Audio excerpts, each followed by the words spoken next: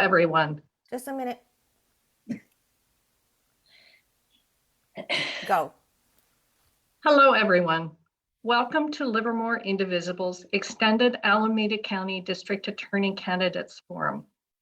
On November 14th, 2021, Livermore Indivisible hosted a forum for the candidates running for the Alameda County District Attorney. At the time, 3 candidates declared their intent to run for Alameda County District Attorney. The 3 candidates, Pamela Price, Terry Wiley, and Jimmy Wilson, participated in the November forum. Since then, another candidate has entered the district attorney race, Seth Steward. In order to evaluate all of the candidates running for district attorney, Livermore Indivisible invited Mr. Steward to this extended forum. Fortunately, he has accepted, and today we are conducting and recording the extended forum. The format: Mr. Stewart will have 3 minutes to introduce himself. He will then be given 2 minutes to respond to questions that we ask at the November District Attorney Candidates Forum. And the final 2 minutes will be set aside for his closing remarks. Mr. Stewart, if you'd like me to repeat any question, please just ask. Helen will be timing you, and please, Mr. Stewart, your introductory remarks.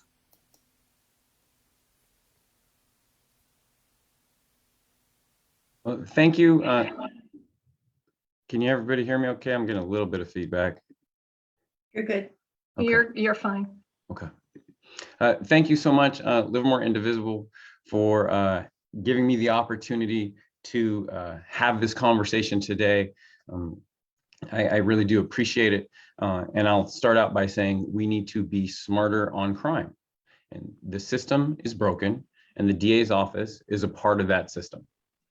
My name is Seth Steward, and I am running for Alameda County District Attorney, and I am the best candidate to change this office and be your next DA.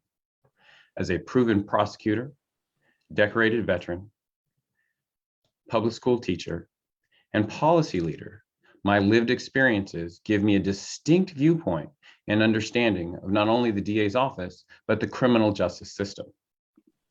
Originally hired by our now Vice President Kamala Harris as an assistant district attorney in the city and county of San Francisco, I prosecuted various cases, including arson, domestic violence, hate crimes, and general felonies, including robberies, burglaries, kidnappings, thefts, shootings, etc.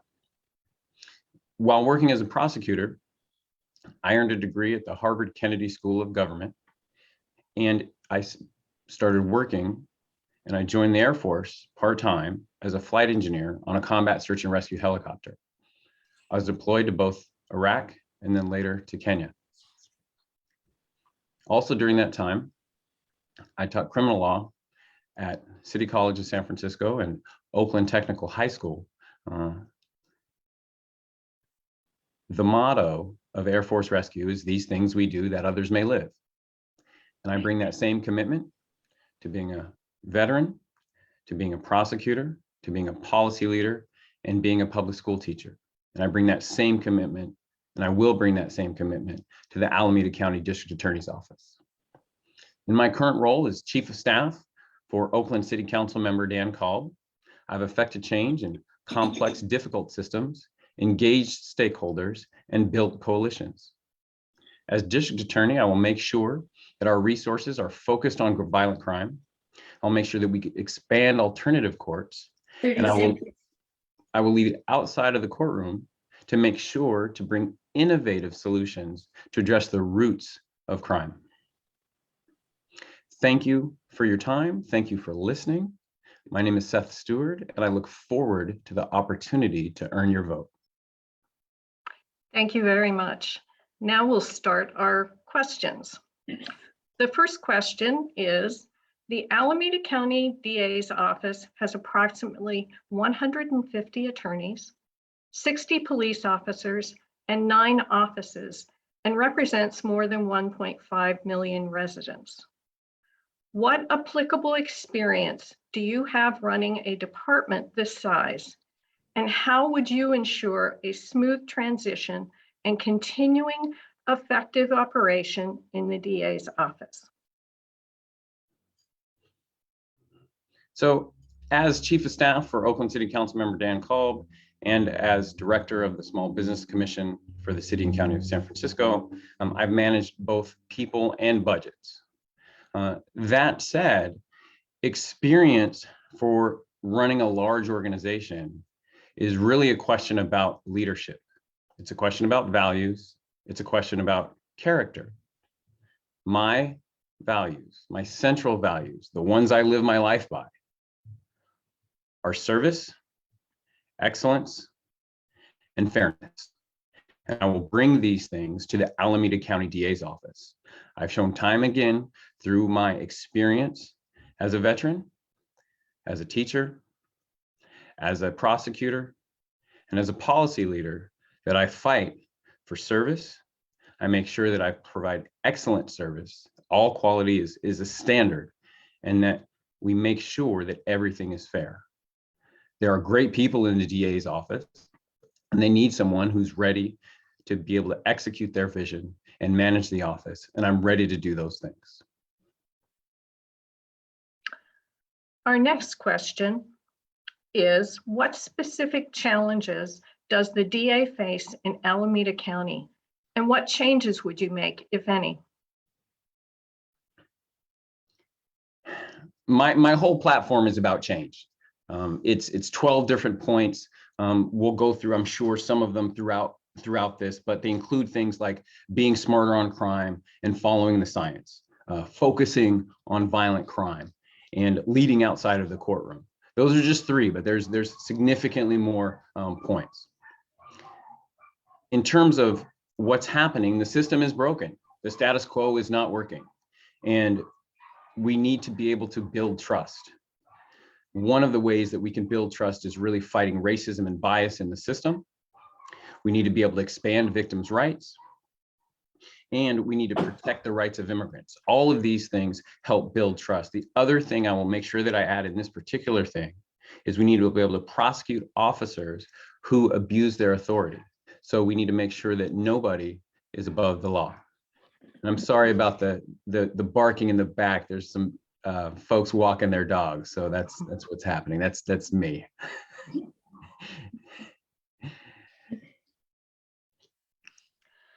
Okay, the next 4 questions deal with charges. How would you decide what charges to prosecute, and which considerations are most important to you? And I just want to take a quick step back and say the reason why this question is so important is because the district attorney has the sole decision-making power on who gets charged and what they get charged with. And so this race is critical because there's only one office that makes that decision, and that's the district attorney's office. In regard to that decision, we need to be able to focus on violent crime. We need to prosecute officers who violate the law. And we need to make sure that people feel safe here in Alameda County with regardless to the color of their skin, what national origin they happen to be from, or who they decide to love. All of these things are in terms of hate crimes, and we need to be able to prosecute hate crimes to the full extent of the law.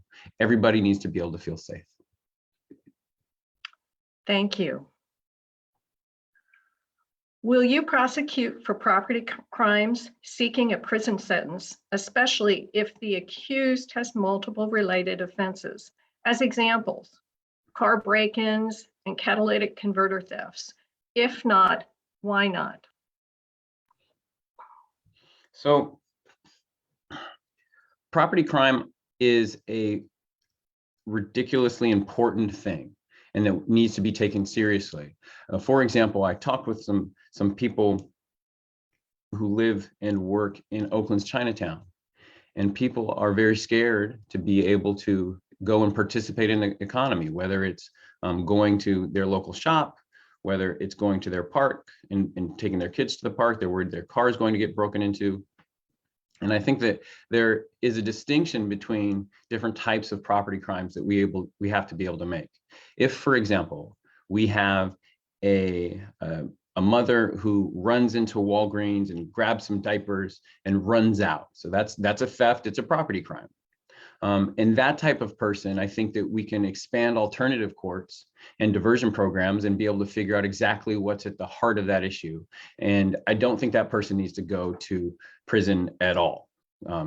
That said, that's totally different than when you have a coordinated, organized theft ring of 80 people attacking a small business and stealing everything in the store. That's a completely different question. And those folks absolutely need to be prosecuted.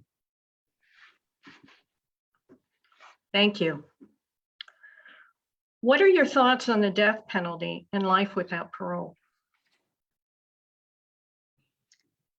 I am against the death penalty. I will never seek it. I will never ask for it. I think that the state should not be in the business of killing people. I'll add that there is this new tool pushed forward by this organization called For the People that allows for resentencing of people that are currently serving sentences in prison. And I think that we need to review all of the over 40 members of the Alameda County, people in Alameda County who are currently serving on death row, and see if we can think about seriously commuting those sentences to life without the possibility of parole. Thank you. What factors will you consider in whether to charge law enforcement officers when they have killed or injured a civilian in the line of duty? As an example, Jacob Bauer in Pleasanton in August 2018. So the standard for whether or not we charge a case is beyond a reasonable doubt, and if we can prove the case beyond a reasonable doubt. And I think it's important for us to be able to build trust in the system, for people to know that law enforcement is not above the law, that no one has a right to hurt people, kill people, injure people with impunity. So with regard to the DA's office, and I'm sorry, just one more thing I'll add in there. We know that officers here in Alameda County, Black people make up 44% of people killed by law enforcement, even though Black people are only 11% of the population. And whereas there's evidence of misconduct, we will investigate that misconduct. And if there's evidence of a violation of the law, we will prosecute those cases. I will hold law enforcement accountable. In addition to that, we will establish office-wide guidelines and practices to make sure that we disclose to the defense any history of misconduct at the earliest point in the prosecution. In addition to that, we will work with police departments to develop policies and trainings to reduce violent interactions. I will make sure I will not accept any donations from law enforcement associations or unions, and we will advocate strongly to end the abusive practices at Santa Rita Jail. 30 seconds. Thank you very much. The next two questions involve the relationship between the DA's office and law enforcement. How would you describe a desirable relationship between the DA's office and law enforcement? Please include in your response if you have already or will accept campaign donations from law enforcement unions and associations. Looks like I kind of covered this one in the one earlier, but I'll definitely address it. So the most desirable relationship is a relationship that has both mutual respect and accountability. And so what that means to me is that we treat each other fairly, we treat each other honestly and respectfully. And if there's a violation of the law, make no mistake, we will prosecute those cases. Additionally, the question about taking money, we will not take money from law enforcement associations. We will not take money from law enforcement unions. There's an inherent conflict of interest there where obviously if the DA's office starts prosecuting a member of law enforcement, that prosecution may be colored by money that had supported that person running for office. And so the easiest way to address it is just say, I can't take any money from any of these groups because that creates a potential conflict of interest. And so I completely agree with that. And then just briefly going into the sheriff, just I think last week, there was an agreement by the judge to enter into the consent decree in Santa Rita Jail because due to the unconstitutional services with regarding to mental health. And I support that consent decree. It's critical for us to be able to serve the people that are in jail. They need to be able to come out of the jail in a way that is safe, in a way that makes sense, and in a way that is constitutional and meets the bare bones minimum of what is required by law. We have to do that. I want to make sure that that happens. It's incredible that those abuses continue and they need to stop. Thank you very much. You addressed this a little bit in the last question, but we're going to talk about the county jail and police budget in this question. What is your position on sharing the county jail and police budget with separate services for those dealing with mental health and addiction issues? I'm sorry, can you repeat? You said sharing the county budget? Sharing the county jail and police budget with separate services for dealing with mental health and addiction issues. Oh, okay. So absolutely, I think that the police should definitely have an opportunity to deal with mental health issues. There's a great program in Pleasanton, for example, where there's a mobile health unit where a mental health person rides around with police officers and is able to address mental health issues on the spot. There needs to be a budget for that. That needs to be expanded. The Alameda County system also has mobile crisis units, and those folks will respond to mental health issues, and those also there needs to be money for those things. Absolutely. One of the things that happened in the consent decree and the settlement is that there needs to be additional funding to make sure, for example, that 30 days after someone is released, once somebody is released from jail, they receive the prescription medicine for 30 days. That's the kind of thing that needs to happen here in Alameda County to be able to make sure that people are safe, to be able to make sure that people are taken care of and they get the services they need. Absolutely. Mental health is critical overall to not only the criminal justice system, but also the overall health of the community. And we need to make sure that we support those changes and give the services, the people, the services that they need. Absolutely. Thank you. Another question about the sheriff. Do you think the sheriff also acting as coroner poses a problem? Why or why not? Is there a solution? Yes, there's a solution. Yes, I think it poses a problem. Quite simply, there are situations where there is a possibility that the coroner needs to determine the cause of death in the jail. So when that happens, there's a possibility that it's a homicide. And basically you're asking the same person or the same group of people to make a decision about the cause of death, and that essentially they're getting paid by the same person that essentially potentially caused that cause of death.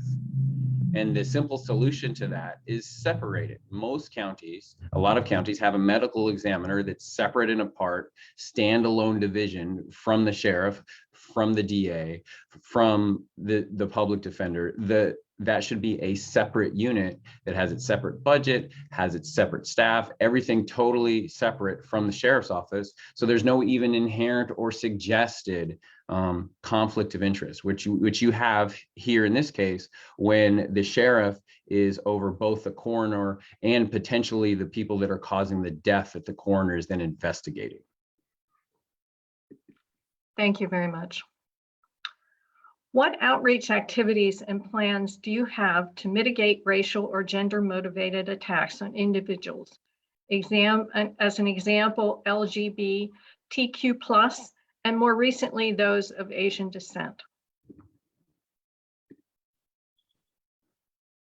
So what I'd like to say, and I have it actually, my platform, Seth Steward for DA.com, has a actual complete and total issue on fighting racism and bias and dealing with hate crimes. And so we know from all the way from Emmett Till up to Mario Gonzalez that the criminal justice system has failed our communities. We know that Black men are incarcerated in state prison 10 times the rate of white men. We also know that just last year, 2021, is the deadliest year on record for transgender people. Asian hate crimes just last year, 2021, have increased by 107% in California alone. So we are at a huge breaking point when it comes to people feeling unsafe, people in marginalized communities feeling disenfranchised by the system. As district attorney, I will make sure that we study and publish reports about disparities in arrests, intake, and outcome by charge and by race. I will make sure that we recruit annually at historically Black colleges and universities and law schools, top 20 law schools and Bay Area law schools, to create the most talented, diverse legal team that the county has ever seen. I will lead the fight against hate crimes. Hate has no place in Alameda County.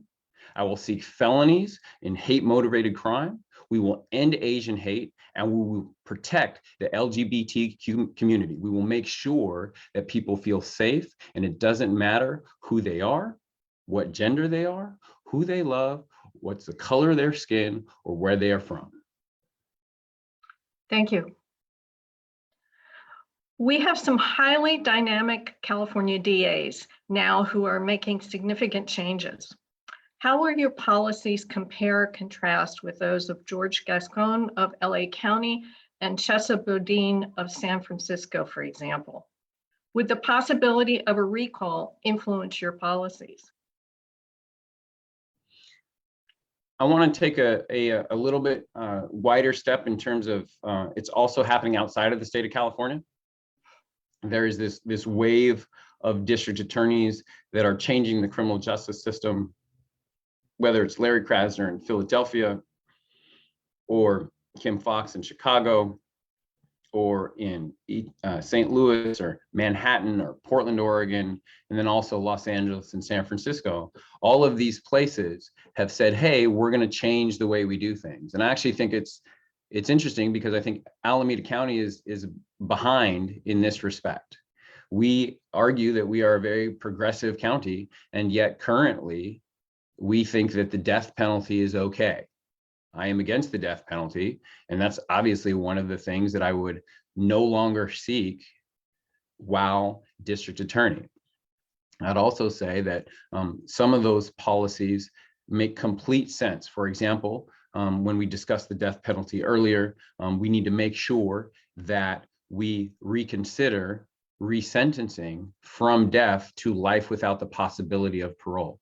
In addition to that, we need to implement trauma-informed services and culturally informed services to our victims who have been survivors of crime. This is critical to be able to provide safe environments for people who have suffered violent crimes at the hands of people here in Alameda County.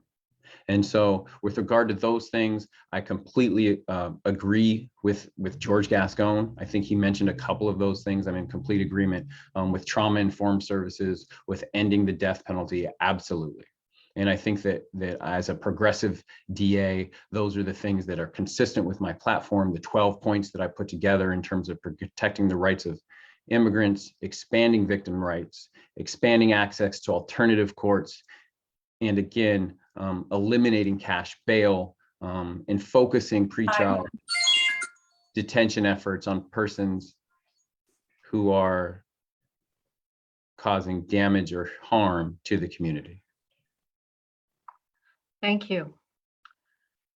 If you are elected, what will be the first action you will take as the Alameda County DA?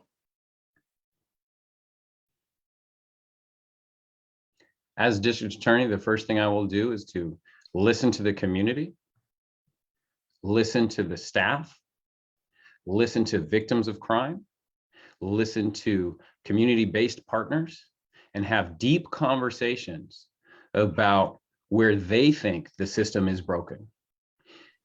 Then we will work to set our priorities, and we will execute the bold vision outlined in my platform.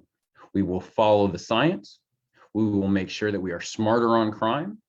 We will make robust investments in data and analysis. We will focus on violent crime to make sure that those crimes get prosecuted. And we will lead outside of the courtroom to work with our partners to end the pipeline to make sure that we're not increasing the number of people who become victims and increasing the number of people who become defendants. We need to work with the Alameda County Board of Education, all of the different school boards here in Alameda County to make sure we're catching people at the front end so we don't have to catch them at the back end. I'm very excited about all of these things, and I'm really looking forward to be able to implement this vision. Thank you. What have been your proudest achievements and growth-inducing disappointments in your career?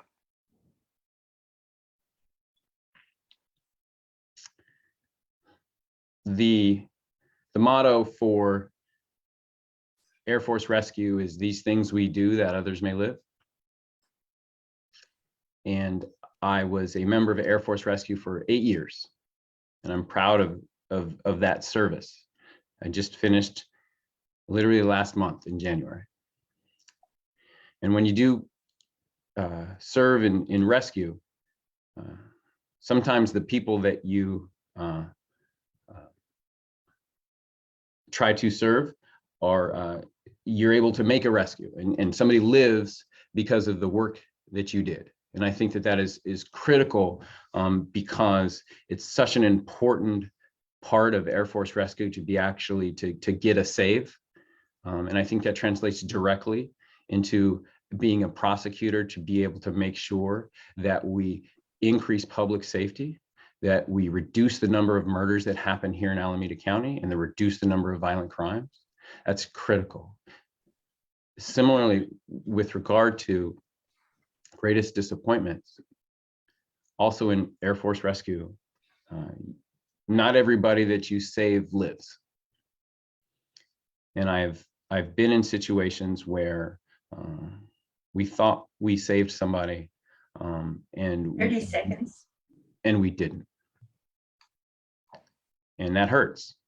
And anytime that you have to experience a loss, you want to try to make sure that you do the best you can, that it never happens again. And similarly, here in the district attorney's office, we want to make sure that murder, rape, every single violent assault, that we don't have one more of those things. We need to aggressively fight to make sure that they don't happen, both acutely in the short term and also in the long term. Thank you. What do you see as the biggest impediment to change in the criminal justice system in Alameda County? And how will you address that as the district attorney?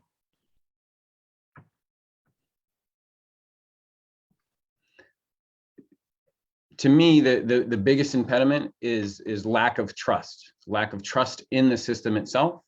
When people think about whether it's the police departments, the sheriff's office, the DA's office, criminal justice in general, people feel they don't trust that they're going to get the result that is fair and the result that is just.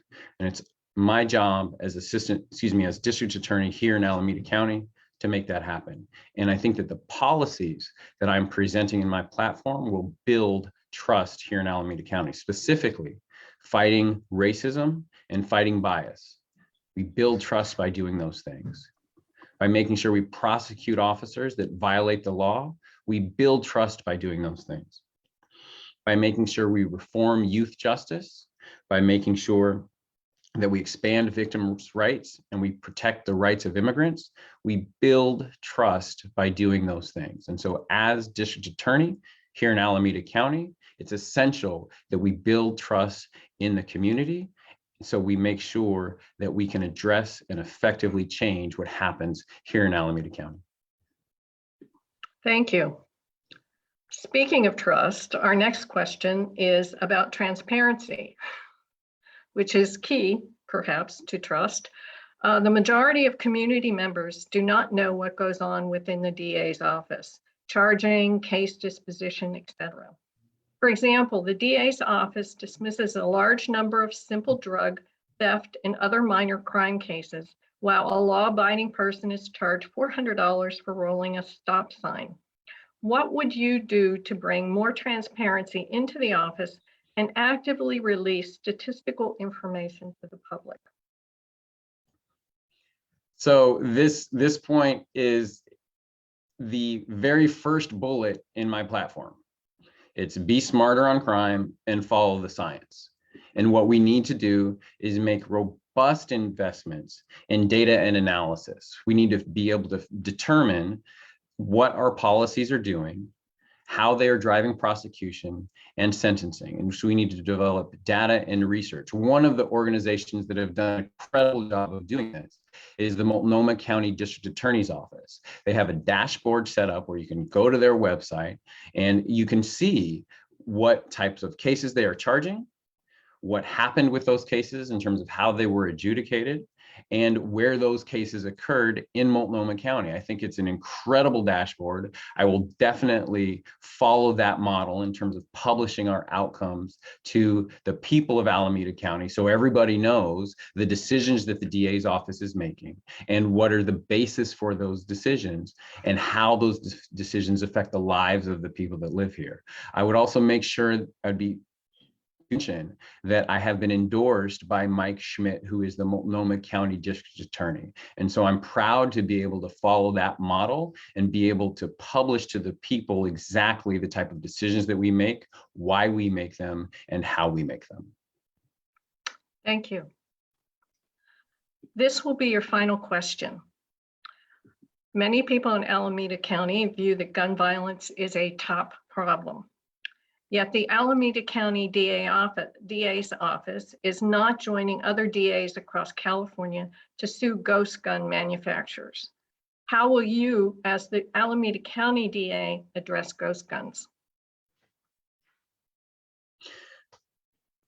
With regard to ghost guns, I want to say that I've already addressed them in the following respect, and you can tell what I'm going to do, based on what I've done.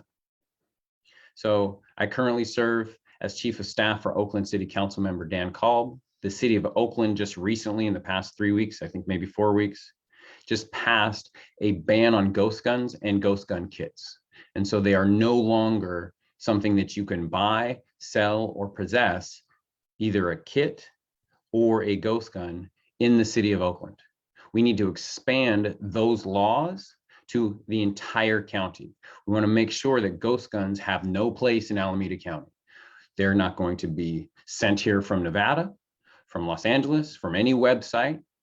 We are going to completely ban those things. And as district attorney, I would absolutely ask for a ban, and I would force a ban on ghost guns and ghost gun kits here in Alameda County. I would absolutely join any type of legislation and lawsuit with regard to making sure that ghost gun manufacturers will never send guns to Alameda County.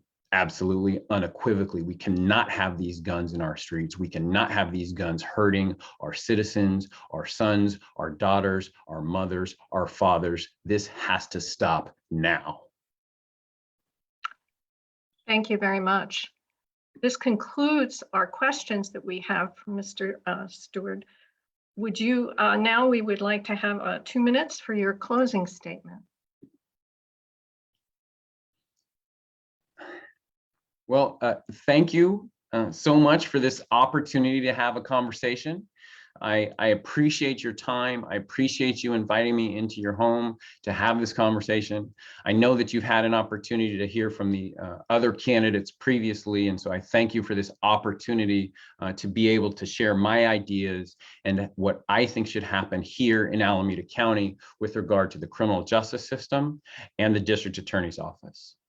And as you know, my lived experiences as a veteran on a combat search and rescue helicopter, as an educator, as a policy leader, and as a proven prosecutor stand out and provide a distinct advantage and a distinct viewpoint on what I think about the DA's office and the criminal justice system. We need to be smarter on crime, and we need to be able to focus on violent crime. I have, and the other 10 of the 12 points are on my website at SethStewardForDA.com. From a voter's perspective, there's a fairly large middle lane for reasonable, thoughtful change.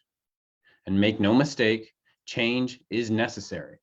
The system is broken, and the DA's office is a part of that system. My strategic goals: to focus resources on violent crime, to send more cases to alternative courts, to lead outside of the courtroom, will keep us safe and reduce crime. We also need to end the death penalty, fight racism, fight hate crimes, make sure that we fight bias, and make sure we prosecute officers who violate the law. Please go to SethStewardForDA.com for additional information. Thank you for your consideration, for having a conversation about criminal justice here in Alameda County. My name is Seth Steward, and I humbly ask you for your vote. Thank you. Thank you, Mr. Steward, for participating in this extended candidates forum hosted by Livermore Indivisible and sharing your vision of how you would serve our county as DA. We appreciate your time and thoughtfulness in answering our questions.